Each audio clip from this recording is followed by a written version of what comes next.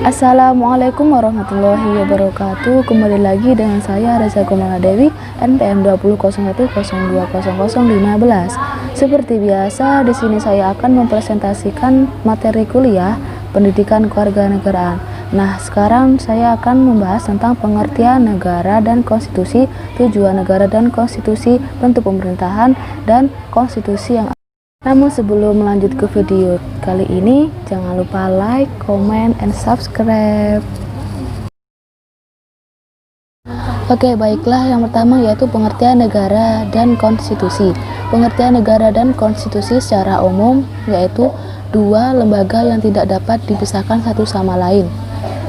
Kemudian pengertian negara yaitu salah satu bentuk organisasi yang ada dalam kehidupan masyarakat. Kemudian tujuan negara dan konstitusi.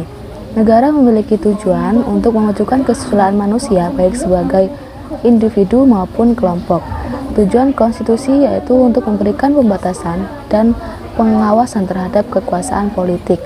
Kemudian untuk membebaskan kekuasaan dari kontrol mutlak para pengguna serta menetapkan batas kekuasaan bagi penguasa. Yang kemudian untuk pedoman penyelenggaraan negara. Maksudnya tanpa adanya pedoman konstitusi negara, kita tidak akan berdiri secara kokoh. Dan pengertian bentuk pemerintahan adalah suatu istilah yang digunakan untuk merujuk pada rangkaian institusi politik yang digunakan untuk mengorganisasikan suatu negara untuk menegakkan kekuasaannya atas suatu komunikasi politik. Bentuk negara diantaranya ada negara kesatuan, autokrasi, oligarki, monarki, dan republik. Kemudian konstitusi di Indonesia. Pembagian kekuasaan dalam sistem konstitusi yang berlaku di Indonesia mengalami beberapa kali perubahan sejak tahun 1945.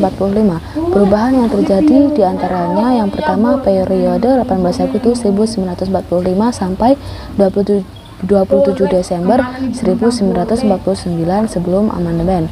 Kemudian periode 27 Desember 1945 sampai 17 Agustus 1950 berlaku Konstitusi RIS 1949. Kemudian periode 17 Agustus 1950 sampai 5 Juli 1950 berlaku Undang-Undang Dasar Sementara 1950. Kemudian periode Orde Lama sejak tahun 1959 sampai 1946. Kemudian periode Orde Lama tahun 1966 sampai 1999. Kemudian Undang-Undang Dasar 1945 periode 19 Oktober 1949 sampai sekarang sudah diamandemen.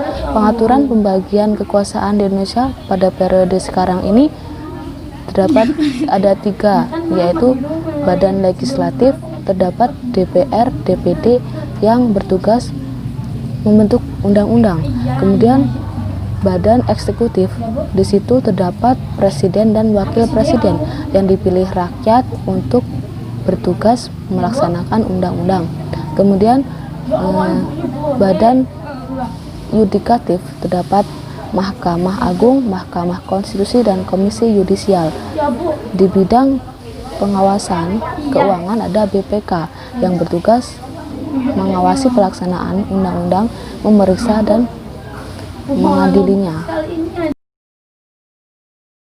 Oke, baiklah, sekian dari saya akhiri. Wabillahi taufiq wal hidayah. Wassalamualaikum warahmatullahi wabarakatuh.